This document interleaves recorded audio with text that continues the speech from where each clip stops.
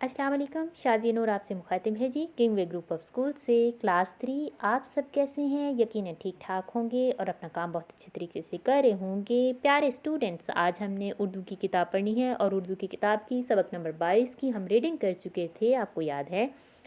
आज हम करेंगे इसकी एक्सरसाइज। ओके डियर स्टूडेंट्स, सो बढ़ते हैं जी आज की डायरी की तरफ। आज की डायरी में जो काम देखिए आपके सामने मौजूद है, आज हमने काफ़ी जो है वो काम अपना कंप्लीट करने की कोशिश करनी है।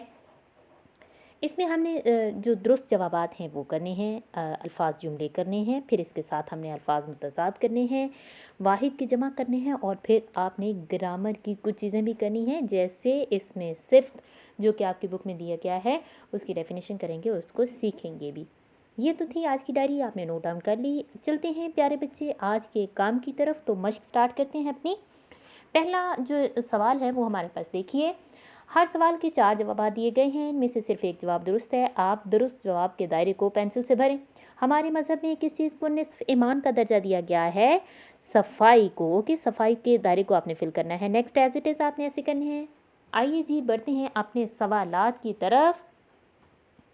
सवाल नंबर 2 है हमारे पास, दर्ज सवालात के मुख्तलिफ जवाबात दीजिए। तो देखिए जी, सफाई को हमारे मज़हब में क्या अहमियत हासिल है?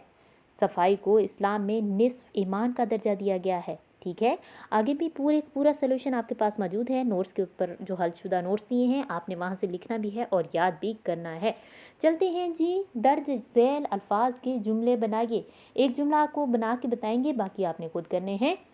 मुत्तफिक, मैं आपसे मुत्तफिक हूँ। ओके प्यारे बच्चे, नेक्स्ट देखिए जी, सवाल अल्फाज के मुतज़ाद लिखिए। मुतज़ाद मतलब उलट, इंग्लिश में इसको कहते हैं वर्ड एंटोनिम्स। ओके, आपको जो है अल्फाज दिए गए हैं, आपने उसके उल्ट लिखने हैं, जैसे गंदगी, सफाई। ओके, नेक्स्ट आपने खुद करने हैं।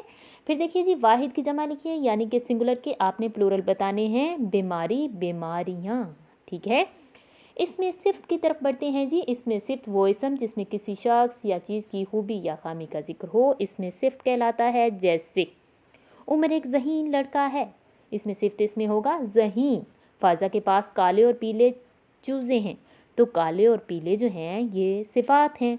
मुझे खूबसूरत लिबास पसंद है, खूबसूरत जो है वो खूबी है।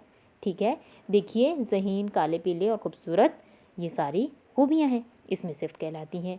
ठीक है प्यारे बच्चे, इसमें सिफ्त आपको क्लियर हो गया, यानी कि ऐसा जुमला जिसमें किसी चीज़ की खूबी या खामी को आप डिस्कस करें या आपको पता चले तो उसको आप कहते हैं जी इसमें सिफ्त। जी ठीक है डियर स्टूडेंट्स, आपने इसमें क्वेश्चन आंसर्स भी किए, अल्फाज जुमले भी किए, फिर आपने इसमें अल्फाज मुतज़ाद किए, वाहिद जमा किए। इसके साथ आपने जो किया वो है जी, आपने इसमें सिफ्त की डेफिनेशन की और उसको समझा।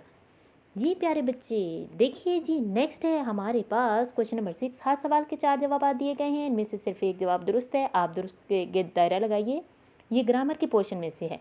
वो इसम जिसमें किसी शख्स या चीज़ की खूबी या खामी का इजहार हो, इसे इसम क्या कहते हैं जी? इसमें सिर्फ कहते हैं। यहाँ तक आपका चैप्टर पूरा हुआ।